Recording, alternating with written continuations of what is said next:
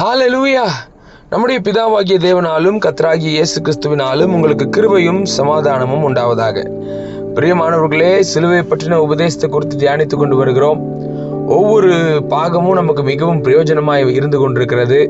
ஆவியானவர் தாமே இன்னும் அதிகமாய் நம்மை சத்தியத்திற்குள்ளே வழி நடத்துவாராக. தேவனுடைய வார்த்தைகள் அது ஜீவன் நிறைந்ததாக இருக்கிறது, வல்லமை உள்ளதாக இருக்கிறது. நம்மை அவருக்கு நேராக இழுத்து கொள்ளுகிறது. சத்தியத்தின் வெளிச்சத்திற்குள்ளே நாம் வர வர இன்னும் அதிகமாய் அவரை நாம் புரிந்து கொள்ளுகிறோம், அவருடைய அன்பை அறிந்து கொள்ளுகிறோம். சிலுவையிலே அவர் செய்து முடித்த மகத்தான கிரியைகளை நாம் கண்டுகளிக்கிறோம். அந்த விஷயத்தின் மூலமாக நமக்கு அது மிகவும் ஆசீர்வாதமாக இருந்து கொண்டிருக்கிறது. ஆம், சிலுவையிலே அவர் செய்து முடித்த காரியங்கள் என்ன என்பதை நம்ம ரொம்ப தெளிவாய் புரிந்து கொண்டு வருகிறோம். ஒவ்வொருவருக்கும் இது மிகவும் பிரயோஜனமாக இருக்கிறது. ஸோ கடந்த பாகங்களாக சிலுவை பற்றின உபதேசத்தில் கடந்த ஒரு வார பாகமாக நம்ம எதை குறித்து தியானித்து கொண்டு வருகிறோம் என்றால், இயேசு கிறிஸ்துவின் ரத்தம், சிலுவையிலே அவர் கடைசி சொட்டு ரத்தத்தையும் சிந்தினார். இயேசு கிறிஸ்துவின் ரத்தம் என்னென்ன விஷயங்களை நம்ம வாழ்க்கையில செய்து முடிக்கிறது, எதையெல்லாம் அது நிறைவேற்றுகிறது என்கிற ஒரு உண்மையை குறித்து நம்ம பார்க்க போகிறோம். அதான் நம்ம தியானித்து கொண்டு வருகிறோம். அந்த வார்த்தைகள் நமக்குள்ள ஒரு மிகப்பெரிய மாற்றத்தை ஏற்படுத்துகிறது. அந்த இரத்தத்தின் வல்லமை என்ன என்பதையும் நம்ம புரிந்து கொண்டே வந்து கொண்டிருக்கிறோம்.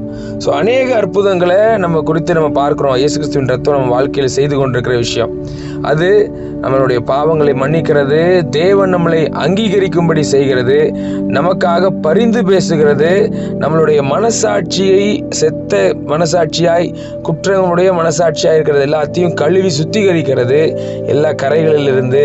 அதெல்லாம் புதிய ஆசீர்வாதத்தை அது நமக்கு கொடுக்கிறது, புதிய உடன்படிக்கையை அது ஏற்படுத்துகிறது. இது இல்லாமல் நம்மை அழிவிலிருந்து பாதுகாக்கிறது, அது இல்லாமல் பிரதிஷ்டை பண்ணுகிறது, கர்த்தருக்காக நம்மளை பிரதிஷ்டை பண்ணுகிறது என்கிற பகுதிகள் எல்லாம் நம்ம கடந்த நாட்கள் நம்ம தியானித்து கொண்டே இருக்கிறோம். ஒவ்வொரு பாகமும் நமக்கு மிகப்பெரிய ஆசீர்வாதமாக இருந்து கொண்டு வருகிறது. அநேகர் நீங்கள் தெரியப்படுத்தி கொண்டிருக்கிறீங்க. கர்த்தருடைய நாமம் மகிமைப்படுவதாக. இன்றைய நாளிலும் கூட தொடர்ச்சியாக இயேசு கிறிஸ்துவின் ரத்தம் நம்மளை எப்படிப்பட்ட ஒரு மாற்றத்துக்குள்ள கொண்டு வருகிறதா இருக்கிறது, நம்மளை கொண்டு வந்திருக்கிறது என்பதையும் நம்ம புரிந்து கொள்ள போகிறோம். ஸோ அதற்கு வேதாகமத்தில் அப்போஸ்தலனாகிய பவுல் எபேசியருக்கு எழுதின நிருபத்தில், அப்போஸ்தலனாகிய பவுல் எபேசியருக்கு எழுதினதில் 2ஆம் அதிகாரத்துக்கு நேராக வந்தோம்னா, எபேசியர் 2ஆம் அதிகாரம் 13ஆம் வசனத்தை நம்ம எடுத்து வாசிப்போம். எபேசியர் 2ஆம் அதிகாரம் 13ஆம் வசனம். முன்னே தூரமாயிருந்த நீங்கள் இப்பொழுது கிறிஸ்து இயேசுவுக்குள் கிறிஸ்துவின் இரத்தத்தினாலே சமீபமானீர்கள் அப்படின்னு போடப்பட்டிருக்குது. திரும்ப வாசிக்கிறேன். முன்னே தூரமாயிருந்த நீங்கள் இப்பொழுது கிறிஸ்து இயேசுவுக்குள் கிறிஸ்துவின் இரத்தத்தினாலே சமீபமானீர்கள் அப்படின்னு போடப்பட்டிருக்கு. அப்போ இங்க ரொம்ப தெளிவா போடப்பட்டிருக்க ஒரு வார்த்தை, சமீபமானீர்கள். பக்கத்துல கொண்டு வரப்பட்டிருக்கிறீங்க, ரொம்ப பக்கத்துல கொண்டு வரப்பட்டிருக்கிறீங்க இல்லையா? நம்ம முன்னாடி ரொம்ப தூரமா இருந்தோம் இல்லையா? முன்னாடி ரொம்ப தூரமா இருந்தோம். இப்போ கிறிஸ்து இயேசுவுக்குள் கிறிஸ்துவின் இரத்தத்தினாலே சமீபமானீர்கள். அப்போ இன்றைய தினத்துல நம்ம ரொம்ப தெளிவா புரிந்து கொள்கிறோம். ஏன்னா நேற்றைய தினத்துல தேவனுக்கென்று நம்ம பிரதிஷ்டை பண்ணப்படுகிறோம் அந்த இரத்தத்தினாலதான் அப்படின்னு புரிந்து கொண்டோம். இப்பொழுது அந்த இரத்தத்தினால இப்ப நம்ம சமீபமாக கொண்டு வரப்பட்டிருக்கிறோம். பாருங்க, நேற்றைய தினத்திலேயே நம்ம தியானித்த பொழுது இந்த பிரதிஷ்டை பண்ணப்படுகிறதுக்கு நம்ம எடுத்து ஆதாரமாய் வாசித்த வசனங்கள் அன்றைய நாட்கள் ஆசரிப்பு கூடாரத்துல தேவன் கிட்ட ஆசாரிய ஊழியம் செய்யணும்னா அதுக்கு முன்னாடி அவங்க அதற்கென்று பிரித்தெடுக்கப்படணும், பிரதிஷ்டை செய்யப்படணும், கழுவி சுத்திகரிக்கப்படணும் என்கிற ஒரு அடையாளத்தோடு அந்த அர்த்தங்கள் எல்லாம் நம்ம பார்த்தோம். அவங்க அதை பிரதிஷ்டை பண்ணப்பட்டதற்கு பிறகு அவங்க எல்லாத்தையும் தேவன் அந்த வலது காது மடல்கள், அதுக்கப்புறம் வலது கையினுடைய பெருவிரல், வலது காலின் பெருவிரல், இதெல்லாம் குறித்து நம்ம போன பாகத்தில் நம்ம பார்த்தோம். ஸோ அதெல்லாம் பண்ணி முடிச்சு சுத்திகரிக்கப்பட்டதுக்கு அப்புறம், அந்த பிரதிஷ்டை பண்ணப்பட்டதுக்கு அப்புறம் அவங்க தேவனை ஆசரிக்கும்படி ஆசரிப்பு கூடாரத்திற்குள் நுழைகிற ஆசாரியர்களா இருந்தாங்க. இப்போ அவங்க உள்ளுக்குள்ள வரும்போது அங்க தேவ பிரசனம் இருக்குது. அதுவும் மகா பரிசுத்த ஸ்தலத்துக்குள்ள தேவன் அவர் மகிமையாய் வாசம் பண்ணுகிறார் என்றால், இறங்குகிறார் என்றால், உடன்படிக்கை பெட்டியின் மேல அவர் அப்படியே தங்குகிறார் என்றால், கிருபாசனம் இருக்குதோ அந்த இடத்துல அவருடைய மகிமையான ஒரு பிரசனம் இருக்குது. அப்படின்னா வருஷத்துக்கு ஒரு தடவை இந்த மகா பரிசுத்த ஸ்தலத்துக்குள்ள பிரதான ஆசாரியனானவர் உள்ளுக்குள்ள நுழைவார். இது எதைய குறிக்குது? ரொம்ப பக்கத்துல போற மாதிரி இருக்குது இல்லையா? தேவனுக்கு ரொம்ப அருகில போற மாதிரி இருக்குல்ல. இந்த பாக்கியம் யார் யாரெல்லாம் அந்த இரத்தத்தினால கழுவப்பட்டவர்களாக பிரதிஷ்டை பண்ணப்பட்டவர்களாக இருக்கிறாங்களோ அவங்களுக்கு கிடைக்கிற ஒரு பாக்கியமாக இது தெரிகிறது, நமக்கு நல்லா புரிந்து கொள்ள முடிகிறது. இப்ப அன்றைய தினத்துல குறிப்பா இஸ்ரவேல் ஜனத்திலையும் தெரிந்து கொள்ளப்பட்ட பிரித்தெடுக்கப்பட்ட லேவி கோத்திரத்துல ஆரோனுடைய குடும்பத்தார் அப்படிங்கிறவங்களுக்காக மட்டும் இந்த ஆசரிப்பு ஊழியத்தை தேவன் கொடுத்தாரு, ஆசாரிய ஊழியத்தை. இந்த ஆசாரியர்களாக அவங்க அன்றைய நாள்ல தேவனுக்கு அருகில வர்ற சூழ்நிலை அவங்களுக்கு இருந்தது என்கிறத நம்ம பார்க்கிறோம். அது ஒரு அடையாளமா இருக்குது. இரத்தத்தின் மூலமாக அவங்க தேவனுக்கு அருகில கொண்டு வரப்படுகிற ஒரு விஷயம். அது இப்போ நமக்கு எப்படி ரொம்ப ரியாலிட்டியில வந்துருச்சு அப்படின்னா, இயேசு கிறிஸ்துவின் ரத்தம் சிந்தப்பட்டு இயேசு கிறிஸ்துவின் ரத்தத்தினால கழுவப்படுகிற ஒவ்வொருவரும் கிறிஸ்துவுக்குள்ளாக கிறிஸ்துவின் ரத்தத்தினால அவருக்கு சமீபமாயிட்டோம், தேவனுக்கு சமீபமா வந்துட்டோம் அப்படிங்கிற ஒரு விஷயம். யோசிச்சு பார்க்க வேண்டிய காரியம் என்னன்னா, தேவன் கிட்ட போகிறதா அப்படிங்கிறதே பயங்கரமான ஒரு விஷயமா இருக்குது. என்ன அப்படின்னா, தேவன் அவர் மகா பரிசுத்தர், அவர் மகிமையானவர், அவர் ஒருவரும் சேரக்கூடாத ஒளியில் வாசம் பண்ணுகிறவர். அப்பேற்பட்டவரின் அருகில போவதற்கு என்ன தகுதி இருக்கிறது என்றெல்லாம் நம்ம யோசிக்க தோணும். நம்ம மனசுல அப்படிப்பட்ட நினைவுகள் இருக்கலாம். ஆனா இயேசு கிறிஸ்து சிலுவையிலே ரத்தத்தை சிந்தினதற்கு பிறகு நமக்கு கிடைக்கிற பாக்கியமே என்னன்னா, இப்பொழுது அந்த புதிதும் ஜீவனுமான ஒரு மார்க்கம், ஒரு வழி உண்டாயிருச்சு. இதை குறிச்சுதான் சிலுவையில இயேசு கிறிஸ்து மரிக்கும் பொழுது, பிதாவே உம்முடைய கைகளை நாவி ஒப்புவிக்கிறேன் என்று சொல்லி அவர் மரிக்கும் பொழுது, ஜீவனை விடும் பொழுது, கடைசி சொட்டு ரத்தமும் சிந்தப்பட்டதற்கு பிறகு அங்க தேவாலயத்தின் திரைச்சிலை மேலிருந்து கீழாக இரண்டாக கிழிந்தது அப்படின்னு பார்க்கிறோம். மகா பரிசுத்த ஸ்தலத்திற்குள்ள நுழைகிறதற்கான ஒரு வழி உண்டாகிறது. அது இயேசு கிறிஸ்துவின் இந்த மரணத்தின் மூலமாக. இவர் இப்பொழுது ரத்தத்தை சிந்தி இப்போ ஒரு புதிய ஒரு வழியை உண்டாக்கி இருக்கிறார் இல்லையா? அந்த புதிய வழியை ஒரு உருவாக்கி வச்சிருக்கிறாரு. அந்த புதிதும் ஜீவனுமான ஒரு வழி அது. அதனாலதான் ஜீவனை கொடுத்து நீ இனி ஜீவனுக்குள் பிரவேசிக்கிறதுக்கான வழி இருக்குது அப்படின்னு சொல்ற ஒரு விஷயம். இப்ப இந்த வழி மூலமா நம்ம சமீபமா போறோம் அப்படிங்கிற ஒரு விஷயத்தை நம்ம புரிந்து கொள்ளுகிறோம். அப்போ முன்னாடி தூரமா இருந்தோம் வசனத்துல வாசிக்கிறோம் இல்லையா? ஆமா, அதுல தூரமா இருந்ததற்கு அடையாளமாக பவுல் என்னென்ன விஷயத்தை விளக்கி கூறுகிறார் என்றால், எபேசியர் 2ஆம் அதிகாரம் 12ஆம் வசனத்தை நம்ம வாசிச்சோம்னா பாருங்க, அக்காலத்திலே இயேசு கிறிஸ்துவை சேராதவர்களும் இஸ்ரவேலுடைய காணி ஆட்சிக்கு புறம்பானவர்களும் வாக்குத்தத்தின் உடன்படிக்கைகளுக்கு அந்நியரும் நம்பிக்கை இல்லாதவர்களும் இவ்வுலகத்தில் தேவனற்றவர்களுமாய் இருந்தீர்கள் என்று நினைத்துக் கொள்ளுங்கள். 5 விஷயத்தை சொல்றார். 5 விரல்களுக்கேற்ற நீங்க மனதில் வைத்துக் கொள்ளலாம். 5 விஷயங்கள், 5 காரியங்கள் இங்க போடப்பட்டிருக்குது. தூரமா இருக்கிறவங்களுடைய செயல்பாடுகள் எப்படி இருக்கும் அப்படின்னா, முதல் விஷயம், அவங்க இயேசு கிறிஸ்துவை சேராதவர்கள். இயேசு கிறிஸ்துவை சேர்ந்த கூட்டமுங்க இவங்க அப்படின்னு சொல்லுகிற மாதிரி இல்ல. இவங்க இயேசு கிறிஸ்துவை சேவிக்கிறவர்கள், இவர்கள் இயேசு கிறிஸ்துவை தலைவராக வைத்திருக்கிறவர்கள், அப்படியெல்லாம் இல்லாம இவங்க இயேசு கிறிஸ்துவை சேராதவர்கள் அப்படிங்கிற ஒரு கூட்டம் ஃபர்ஸ்ட். ரெண்டாவது நம்ம எப்படி இருந்தோம்னா, இஸ்ரவேலுடைய காணி ஆட்சிக்கு புறம்பானவர்கள். இஸ்ரவேலை தேவன் ஆசீர்வதித்திருக்கிறார். இஸ்ரவேல் சந்ததிக்கென்று அவர் ஒரு கானான் தேசத்தையே கொடுத்தாரு. அது ஒரு மிகப்பெரிய ஒரு ஆசீர்வாத காணியாட்சியா அவங்களுக்கு இருக்குது. மிகப்பெரிய ஒரு சொத்துன்னு வச்சுக்கலாம், இல்லைன்னா கர்த்தரால் கொடுக்கப்பட்டிருக்கிற ஆசீர்வாதம்னு வச்சுக்கலாம். அதுக்கு நமக்கு ஏதாவது சம்பந்தம் இருக்குதான்னு பார்த்தா இல்ல, எதுக்குமே நமக்கு ரைட்ஸ் இல்லைங்கிற மாதிரி இஸ்ரவேலுடைய காணியாட்சிக்கு புறம்பானவர்களாகவும் நம்ம இருக்கிறோம். மூன்றாவது, வாக்கு தத்தத்தின் உடன்படிக்கைகளுக்கு அந்நியரும். வாக்கு தத்தத்தை தேவன் கொடுக்கிறார் அப்படின்னா, யாருக்கு தேவன் அவருடைய வாக்கு தத்தத்தை கொடுப்பாருன்னா, அவர் யாரோடு உடன்படிக்கை செய்திருக்கிறாரோ அவர்களுக்கு தான் அந்த வாக்குறுதிகளை கொடுப்பார். நான் உன்னை அழைத்த தேவன், நான் உனக்கு உடன்படிக்கை செய்திருக்கிறேன் அப்படின்னா நான் உனக்கு இதை நிச்சயம் செய்து முடிப்பேன் அப்படிங்கிற வாக்குத்தத்தங்களை கொடுக்கிறார். அப்ப நல்ல கவனி, இன்னைக்கு நம்ம ஏராளமான வாக்குத்தத்தங்களை பைபிள்ல வச்சுக்கிட்டு இருக்கலாம். ஒவ்வொரு வாக்குத்தத்தங்களும் பழைய ஏற்பாட்டு காலத்துல இருந்து நம்ம பார்த்தோம்னா பழைய ஏற்பாட்டு நாட்கள்ல இருந்து ஒவ்வொருவரையும் பார்த்து தேவன் சொன்ன வாக்குத்தத்தங்கள் தான்.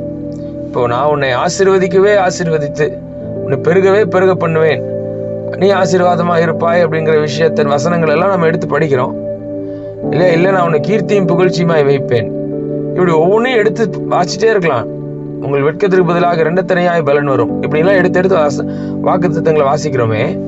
அது அன்றைய நாட்களில் தேவன் அன்றைய மனிதர்களோடு, ஆபிரகாமோடு, ஈசாக்கோடு, யாக்கோபோடு, இஸ்ரவேல் ஜனங்களோடு, சந்ததிகளோடு கூட அவர் பேசின அந்த வாக்குத்தத்தங்கள் தானே இன்னைக்கு நமக்கு அது எப்படி சொந்தமாகுது? அதுக்கு நமக்கும் நம்ம அந்நியர்களா இருக்கிறோமே, அதுக்கு நமக்கு என்ன ஒரு உறவு இருக்குது? ஸோ அந்த அர்த்தத்தையும் சொல்லப்படுகிறார். அதுவும் உங்களுக்கும் நமக்கெல்லாம் நீங்களாம் அதற்கு அந்நியரா இருந்தீங்க.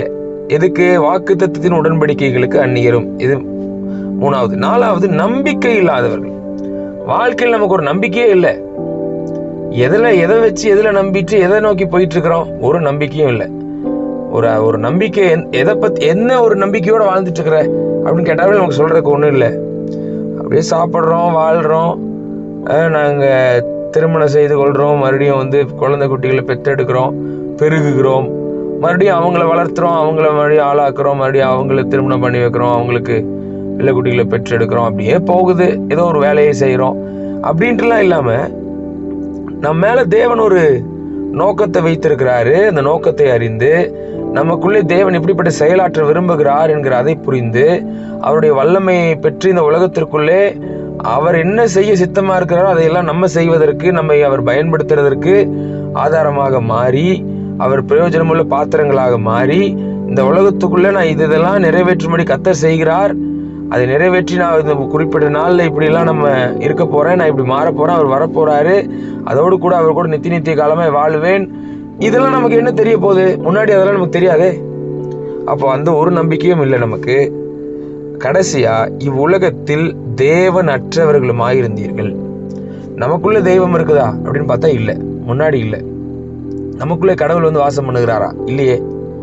அப்பனா முன்னாடி இவ்வுலகத்திலே தேவனற்றவர்களா இருந்த கூட்டம் நம்ம. அப்போ இந்த ஒரு 5 குறிப்புகளை பவுல் சொல்றாரு. இந்த மாதிரி ரொம்ப தூரமா இருந்தீங்கப்பா, நீங்க ரொம்ப தூரமா இருந்தீங்க.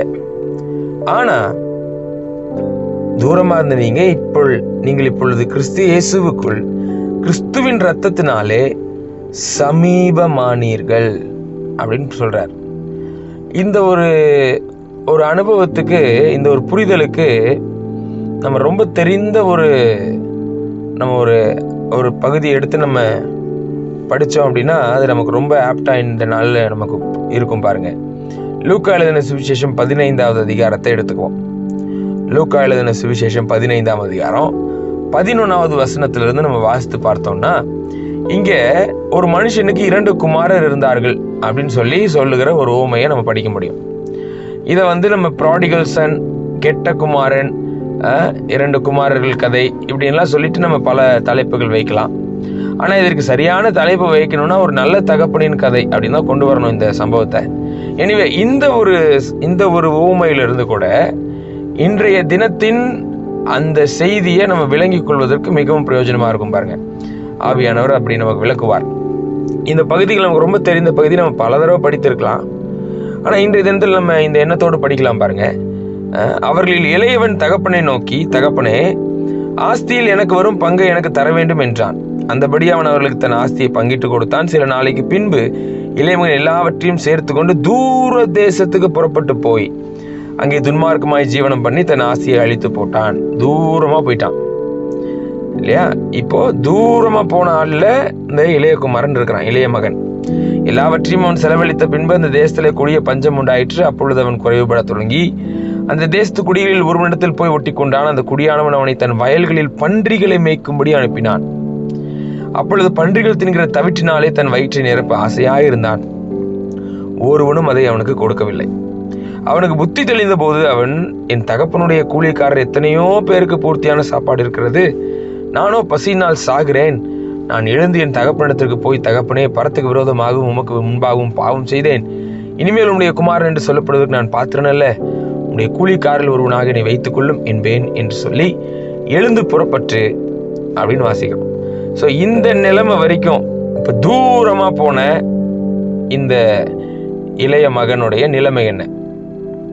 இப்போ பவுல் நமக்கு சொல்லி கொடுத்த அந்த வசனங்களோடு இதை நம்ம ஒப்பிட்டு பார்த்தோம்னா எப்படி அழகா அது சிங்க் ஆகும் பாருங்களேன். முன்னே தூரமாக இருந்த நீங்கள் அப்படின்னு பவுல் சொன்னார் எபேசியர் 2:13.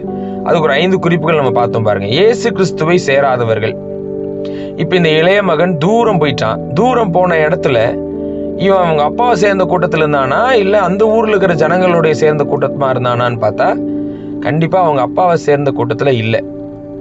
அப்போ அதுக்கு நிகராகவே தான் இங்கே இயேசு கிறிஸ்துவை சேராதவர்கள் அப்படின்னு வந்துடுது. 2வது, இஸ்ரவேலுடைய காணி ஆட்சிக்கு புறம்பானவர்கள். இப்போ இவன் அவனுடைய சொத்து கொடுங்கன்னு சொல்லி வாங்கிட்டு போயிட்டான், அது எல்லாத்தையும் செலவழிச்சுட்டான், காலி பண்ணிட்டான். இப்போ இங்கே அப்பாவுடைய சொத்துக்கு இவன் சொந்தக்காரனா இருக்கிறானா இப்போ அப்படின்னு பார்த்தா இல்லை.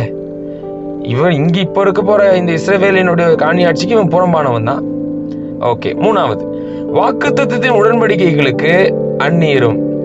இப்போ இவன் எல்லாம் மொத்தமாகவே இங்கே துண்டிச்சிட்டு அங்கே கிளம்பி போயாச்சு.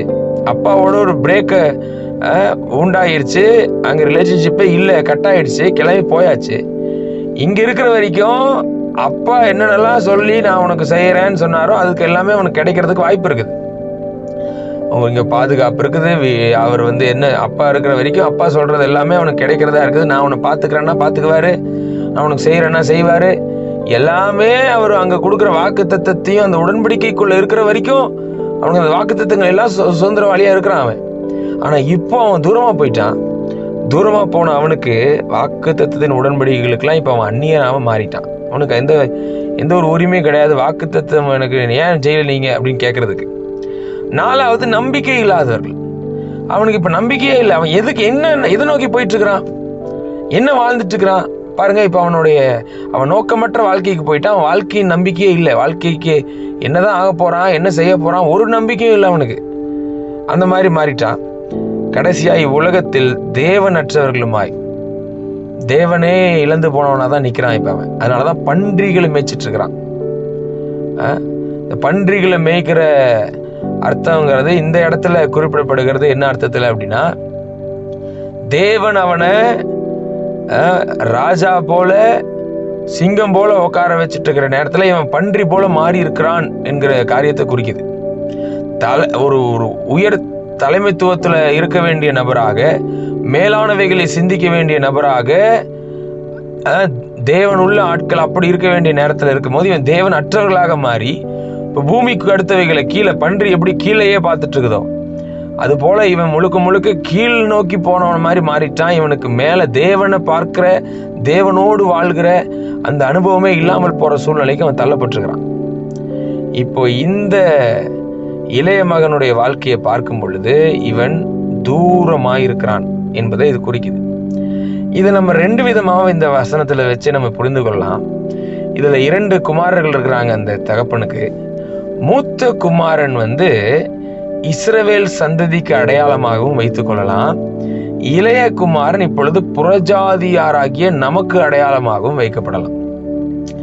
தேவன் இந்த உலகத்தை உண்டாக்கின பொழுது இந்த உலகத்துல அவருடைய பிள்ளையாகவே ஆதாம அவர் பார்க்கிறார். ஆனா ஆதாமுக்குள்ளிருந்து வந்த ஜனமாகிய நம்ம எல்லாரிலும் அவருடைய வார்த்தைகளுக்கு கீழ்ப்படிஞ்சு அழைப்பை பெற்று அவருடைய சந்ததியா மாறின இஸ்ரவேல் சந்ததி ஒரு மூத்த குமாரனுக்கு அடையாளமா இருக்குது. ஃபர்ஸ்ட் நான் சொன்ன உடனே எனக்கு முதல்ல பிறக்கிற இப்போ குழந்தையே இவன் ஆயா அப்படிங்கிற மாதிரி இஸ்ரவேல் சந்ததியார் அவளுக்கு மூத்த குமாரன் போல இங்கு காட்சி அளிக்கப்படலாம். இளைய குமாரனாய் அதுக்கப்புறம் நம்ம எல்லாருக்கும் ஒரு வாய்ப்பு கொடுக்கறதற்கு அந்த இளைய குமாரன் தூரமா போயாச்சு. இப்ப நம்ம எல்லாரும் புறம்பா போயிட்டோம், தூரமா போயிட்டோம். இப்போ புறஜாதிகள் ஆகிய நம்மையும் அவர் மறுபடியும் வீட்டுக்குள்ள சேர்த்திக்கிறதுக்கு ரெடியா இருக்கிறாரு. இப்போ இந்த இளைய குமாரனுடைய நிலைமையை குறித்து நம்ம வாசித்த பொழுது அவன் புத்தி தெளிந்து அதுக்கப்புறம் மறுபடியும் நான் அப்பா கிட்ட போறேன் அப்படின்னு சொல்லி அவன் அந்த இடத்துல இருந்து கிளம்புறதை குறித்து தான் நம்ம வாசித்தோம். அதே லூக்கா 15வது அதிகாரத்துல 20ஆம் வசனம், எழுந்து புறப்பட்டு தன் தகப்பனிடத்தில் வந்தான். நல்லா புரிந்து கொள்ள வேண்டிய விஷயம் என்னன்னா, எழுந்து புறப்பட்டு தன்னுடைய தகப்பனத்தில் வந்துட்டாங்கிறதுக்காக இப்ப சமீபமா வந்துடல. விஷயமே அங்கதான் இருக்குது. சமீபமாய் வருகிறதுங்கிறது அந்த ஒரு ஃபெலோஷிப்புக்குள்ள வர்றது, அந்த ரிலேஷன்ஷிப், அந்த ஃபெலோஷிப்புக்குள்ள வர்றது, அந்த உறவுக்குள்ள வருகிறது. பக்கத்துல நடந்து போறது, பக்கத்துல வந்து நின்னதெல்லாம் அந்த அர்த்தம் அல்ல. சமீபமாய் வருகிற அர்த்தம் மறுபடியும், அதாவது தூரமா இருந்த நீங்க இப்பொழுது சமீபமானீங்க அப்படிங்கிற அர்த்தம். உறவே இல்லாம இருந்த நீங்க இப்போ உறவாடுகிறவர்களாக அவரோடு ஐக்கியமானீர்கள். அந்த ஃபெலோஷிப் வித் காடுக்கு இதுதான் ஹெல்ப்ஃபுல்லா இருக்குது இல்லையா, அவருடைய அந்த ரத்தம். ஸோ அப்போ இங்க இப்போ வந்துட்டான், பக்கத்துல வந்துட்டான், ஓகே, அப்பா கிட்ட வந்துட்டான். என்ன நடக்குது அதுக்கப்புறம் பாருங்க. அவன் தூரத்தில் வரும்போதே அவனுடைய தகப்பன் அவனை கண்டு மனதுருகி ஓடி அவன் கழுத்தை கட்டி கொண்டு அவனை முத்தம் செய்தான். இப்போ இதுதான் அந்த உறவுக்கு உள்ள வர வைக்கிறதற்கு அப்பா செய்யற விஷயம். ஏன்னா மகன் உறவு தேடி வரல, அவன் சோறு தேடி வந்திருக்கிறான். அதனாலதான் வேலைக்காரனா போய் ஜாயின் பண்ணிக்கலான்னு வந்திருக்கிறான். அவன் உறவை தேடி வரல, உறவை உண்டாக்குவதற்காக முன்பு ஸ்டெப் எடுத்து வைக்கிறவரு நம்முடைய தேவன், நம்மோடு உறவாடுவதற்கு. அப்போ இங்க அவர் ஓடி வராரு, வந்து அவனை கட்டி, அவனை பார்த்து மனதுருகி ஓடி வந்து கட்டி கொண்டு முத்தம் செய்யறாரு. அன்பை காட்டிடுறாரு முன்னாடி. ஃபர்ஸ்ட் ஃபுல் அண்ட் ஃபுல் அன்பை காட்டிடுறாரு அப்படிங்கிறத இது காட்டுது. இந்த வசனங்கள் புரிய வைக்குது நமக்கு. உடனே அப்புறம் குமாரன் தகப்பனை நோக்கி சொல்றான், தகப்பனே, பரத்துக்கு விரோதமாகவும் முன்பாகவும் பாவம் செய்தேன், இனிமேல் உம்முடைய குமாரன் என்று சொல்லப்படுவதற்கு நான் பாத்திரன் அல்ல என்று சொன்னான். அப்பொழுது தகப்பன் தன் ஊழியக்காரரை நோக்கி, பாருங்க, இப்ப இவன் சொன்ன விஷயத்துக்கு அவர் திருப்பி எந்த வார்த்தையும் பேசல. ஏன்னா இப்ப ஒரு உறவுக்குள்ள கொண்டு வர்றதற்கான ஸ்டெப் ஆரம்பிக்கிறார். இனி என்னோட ஃபெலோஷிப் ஆகிறதுக்கான ஸ்டெப்பை நான் எடுக்கிறேன் அப்படிங்கிறதுக்காக ஊழியக்காரரை நோக்கி சொல்றாங்க, நீங்க உயர்ந்த வஸ்திரத்தை கொண்டு வந்து இவனுக்கு உடுத்தி இவன் கைக்கு மோதிரத்தையும் கால்களுக்கு பாதரட்சிகளையும் போடுங்கள், கொளுத்த கன்றை கொண்டு வந்து அடியுங்கள் என்று சொல்லப்படுகிறத வாசிக்கிறோம். நாம் புசித்து சந்தோஷமா இருப்போம். பாருங்க, கொளுத்த கன்றை கொண்டு வந்து அடியுங்கள். இப்போ இன்றைய தினத்துல நம்ம தூரமா இருந்தோமே, சமீபமானதற்கு இயேசு கிறிஸ்துவின் ரத்தம் அப்படின்னு நம்ம புரிந்து கொள்றோம்னா, அதற்கு இணையாக தான் இந்த இடத்துலயும் இந்த ஓமையிலேயே சொல்லப்படுகிற விஷயம். அன்றைக்கு ஒரு கொளுத்த கன்று அடிக்கப்படுகிறது. யாருக்காகவே அடிக்கப்படுகிறது? இப்ப தூரமா போனவன் இப்ப மறுபடியும் உள்ளுக்குள்ள வர்றதுக்கு, சமீபமா என்கிட்டயே வந்துடுறதற்காகவே ஒரு கொளுத்த கன்று அடிக்கப்படட்டும், அங்கு ரத்தம் சிந்தப்படட்டும் என்பதை அது குறிக்கிறது. இது வெறும் விருந்துக்காக மாத்திரம் இது அடையாளம் அல்ல. இது அவர் பாருங்க, கொளுத்த கன்று அடியுங்க, நம்ம புசித்து சந்தோஷமா இருப்போம். எதை காட்டுறாரு? மறுபடியும் ஒரு உறவாடுகிற ஒரு உணர்வை உண்டாக்குகிறார். பாருங்க, என் குமாரனாகி இவன் மரித்தான், திரும்பவும் உயிர்த்தான், காணாமற் போனான், திரும்பவும் காணப்பட்டான் என்றான். அப்படியே அவர்கள் சந்தோஷப்பட தொடங்கினார்கள் அப்படின்னு வாசிக்கிறோம். அப்போ அந்த இடத்துல அந்த ஃபெலோஷிப்பை குறிக்குது, சமீபமாகிறது. மனம் திரும்புகிற ஒரு பாவியின் நிமித்தம் பரலோகத்துல மிகுந்த மகிழ்ச்சி உண்டாயிருக்குதான். பயங்கரமான ஒரு சந்தோஷத்தின் ஆர்ப்பரிப்பு சத்தம், ஒரு ஃபெஸ்டிவல் மூடு, ஒரு பார்ட்டி மூடுக்கு வராங்க. பயங்கரமா எல்லாரும் கொண்டாடுறாங்க. பர்த்டே பார்ட்டின்னு எப்படி ஒரு குழந்தைக்கு கேக் வெட்டுறோன்னு அதுல ஒரு சந்தோஷம் பாருங்க எல்லாருக்கும். உடனே எல்லாரும் சந்தோஷமா கத்துறது, ஹாப்பி பர்த்டே பாடுறது, அந்த இடத்துல ஒரு மகிழ்ச்சியின் சூழ்நிலை வருது. அதே மாதிரி திருமணமாகிற நிகழ்ச்சியில நடக்குது, இல்லை புது வீடு விசேஷம்னால அந்த இடத்துல இது ரொம்ப நல்ல விஷயம்னு ஒரு சந்தோஷத்தின் ஒரு உற்சாகமும் அங்க ஒரு குதூகலமும் உண்டாகுது பாருங்க. அது போல பரலோகத்துல எப்ப பார்ட்டி மூடு, எப்ப ஒரு கொண்டாட்டத்தின் மூடு, எப்ப ஒரு ஃபெஸ்டிவல், ஒரு ஆர்ப்பரிப்பு எல்லாம் பர்டிகுலரா யாருக்காகவே நடக்குதுன்னா, இயேசு கிறிஸ்துவின் ரத்தத்தின் மூலம் ஒரு ஆத்துமா அவருக்கு சமீபமாக வருகிறது என்றால் அங்கு பயங்கரமான ஒரு சந்தோஷம் உருவாகுது. பிரியமானவர்களே, இந்த சந்தோஷத்தை பார்க்கறதுக்காகவே பாருங்க, இயேசு கிறிஸ்துவானவர் இந்த எண்ணத்தோடு கூட ஒரு வசனத்தை அப்படியே நம்ம வாசிக்க போறோம். எபிரேயர் 12ஆம் அதிகாரத்தை எடுத்துக்கோங்க. எபிரேயர் 12ஆம் அதிகாரம் 2ஆம் வசனத்தை வாசிச்சோம்னா பாருங்க. எபிரேயர் 12:2, அவர் தமக்கு முன் வைத்திருந்த சந்தோஷத்தின் பொருட்டு அவமானத்தை எண்ணாமல் சிலுவையை சகித்து தேவனுடைய சிங்காசன் வலது பாசத்தில் விட்டிருக்கிறார். இந்த வசனத்துல பாருங்க, ரொம்ப அழகா, அவர் தமக்கு முன் வைத்திருந்த சந்தோஷத்தின் பொருட்டு.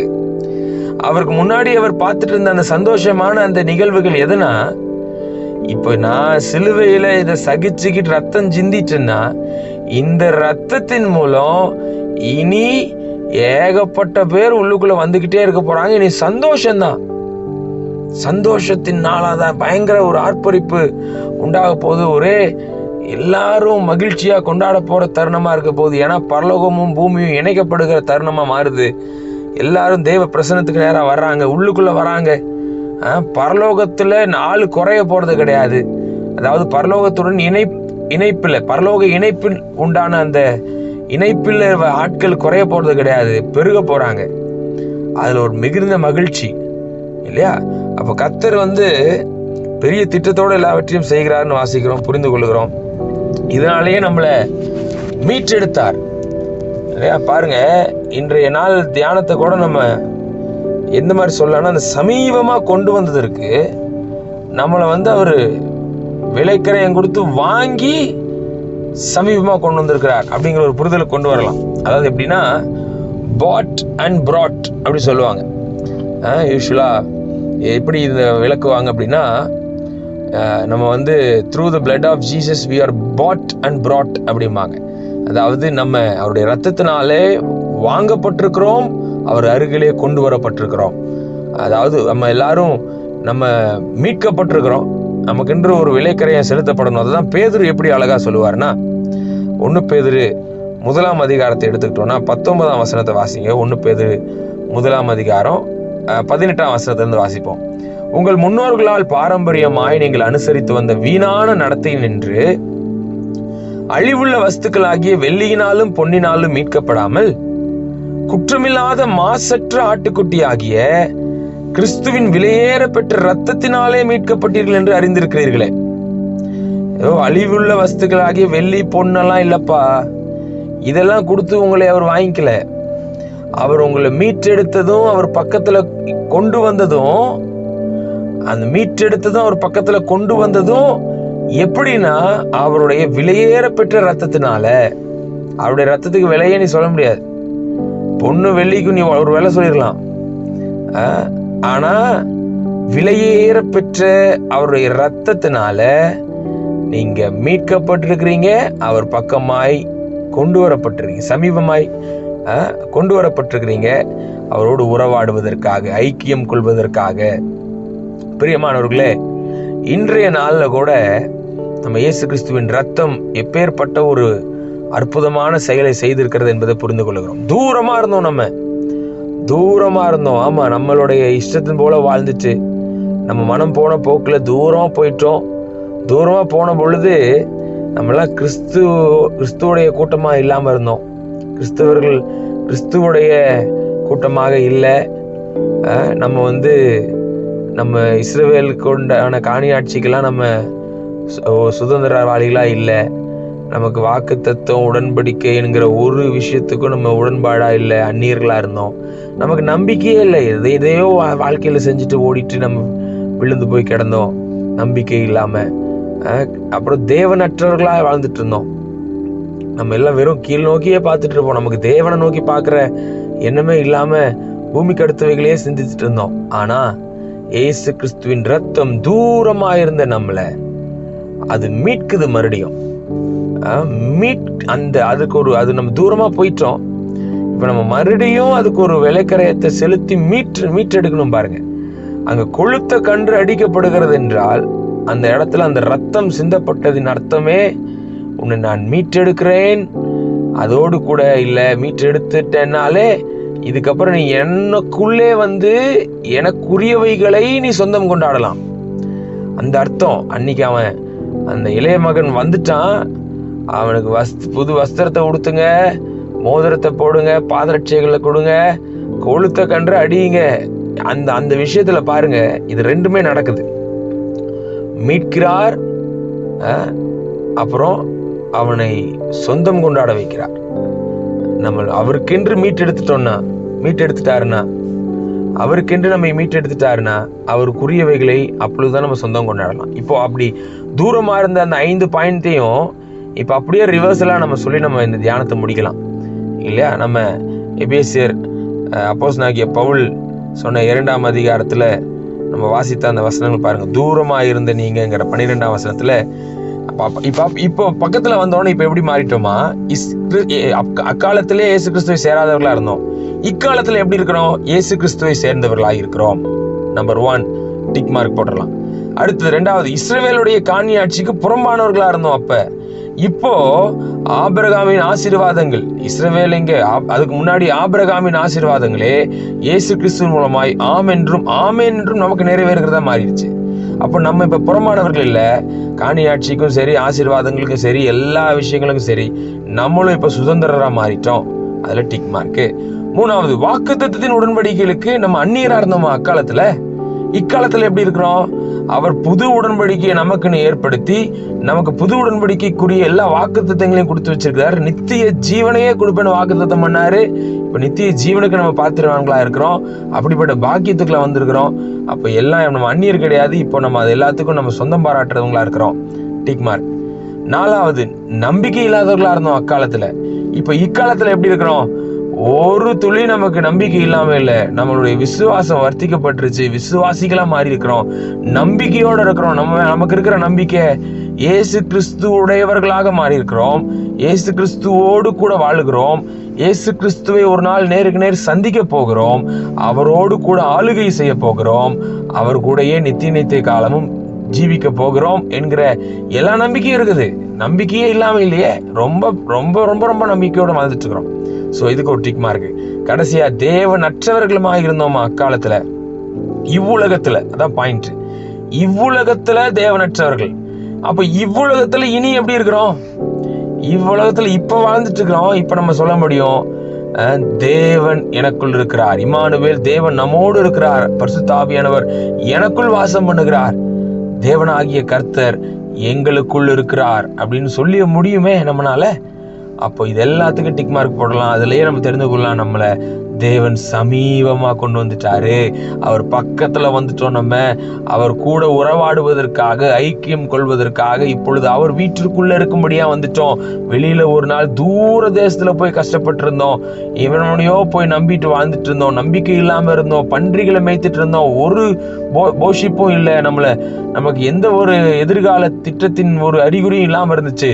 ஆனா இப்போ பக்கத்துல வந்துட்டோம், உள்ளுக்குள்ள வந்துட்டோம், அப்பானால அணைக்க பெற்று, அன்பை பெற்று, நம்ம முத்தத்தை பெற்று, நம்ம அவர் புது வஸ்திரத்தை பெற்று, அவருடைய மோதிரத்தை பெற்று, புது பாதரட்சைகளை பெற்று, பாருங்க நமக்காக அந்த ரத்தம் சிந்தப்படுது, அங்க கொளுத்த கன்று அடிக்கப்படுகிறது. பிரியமானவர்களே, கர்த்தர் நம்ம மேல ஒரு பெரிய நோக்கத்தோடு கூட ரத்தம் சிந்தினார். இயேசு கிறிஸ்துவோட ரத்தத்தினால நம்மளை வாங்கினாரு. we are bought and brought near to him. அவர் பக்கத்துல நம்மளை கொண்டு வந்திருக்கிறாரு. கர்த்தர் தாமே நம்ம இன்னும் அதிகமாய் ஆசீர்வதிப்பாராக. நாம் ஜெபிப்போம். பரலோக பிதாவே, இந்த அருமையான நல்ல நாளுக்காக நன்றி செலுத்துகிறோம். ஆண்டவரே, உம்முடைய வார்த்தைகளிலே நாங்கள் மகிழுகிறோம். உம்முடைய வார்த்தைகளை அறிந்து கொள்ள எங்களுக்குள்ளே ஒரு விடுதலை உணர்வு வருகிறது. நாங்க எதுக்கும் நாங்க சோர்ந்து போறதே இல்லப்பா. உங்களுடைய ரத்தத்தினால நாங்க மீட்கப்பட்டிருக்கிறோம். உங்களுடைய ரத்தத்தினால நாங்க உமக்கு அருகிலே சமீபமாய் கொண்டு வரப்பட்டிருக்கிறோம். ஆண்டவரே, இதை நாங்கள் அப்படியே நம்பி விசுவாசிக்கிறோம்ப்பா. தூரமா இருந்த எங்களை நீங்க சமீபமா கொண்டு வந்திருக்கிறீங்க. உங்களுடைய எல்லா கண்ட்ரோலுக்குள்ளும் நாங்க இருக்க உம்முடையவைகள் அத்தனைகளையும் நாங்கள் சுதந்திரித்துக் கொள்வதற்கு எங்களுக்கு நீங்க ரைட்ஸ் கொடுக்குறீங்கப்பா, அதிகாரம் கொடுக்குறீங்க. எங்களை அப்படிப்பட்ட சுதந்திரவாளியாய் மாற்றி வைத்திருக்கிறீங்க. ஆண்டவரே, நீர் சொன்னதை அப்படியே எங்க வாழ்க்கையில நிறைவேற்றி வாக்குத்தத்தத்திற்கு சொந்தக்காரர்களாக எங்களை நீர் மாற்றுகிறீர். ஆண்டவரே, உம்முடையவர்களாக எங்களை வாழ வைத்து நீர் எங்களுக்குள் இருக்கும்படியாக இந்த உலகத்துல எங்களை சாட்சியாக ஜீவிக்க வைக்கிறீர்.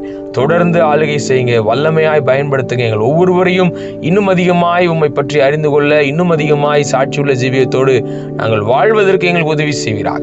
மீட்பராகிய இயேசு கிறிஸ்துவின் நாமத்தில் ஜெபிக்கிறோம் எங்கள் நல்ல பிதாவே. Amen, amen. God bless you, brothers and sisters. God bless you. கர்த்தர் உங்களோடு இருப்பாராக. ஆமென்.